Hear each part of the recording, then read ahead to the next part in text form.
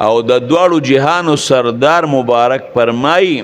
وی چې کله ستا د بچی د 7 کالو شي نو وی د مانځه ورته وایه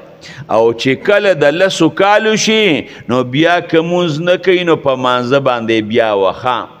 او چې کله د 10 کالو شي نو بیا بچی په یو ځای باندې مسملوه د یو بل نه وله بستره او کټ ورله د یو بل نه جدا که 10 کالو ته چې ورسیږي بس ځکه دغې وخت کې بیا دا غټوالي ته نږدې کېږي یو ځای سملول ښه نه دي نو زمون خلک چې صاحبه ماشوم د 3-4 کالو شي بوج پې ور واچوي نه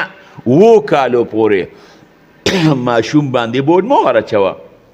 پرېږده چې لوبې موبې کوي دغې وخت کې لا ډېر زیات رکوټې دی 7 کالو شو جومات ته بیا جومات ته هم لږه قاري لی هم لږه سبق دپاره بیا که سکول کې داخلې سکول کې هم داخلولی شي خو د 7 کال نه په مانځه باندې ځان سره بلد که او چې د 10 کالو شي نو بیا وخه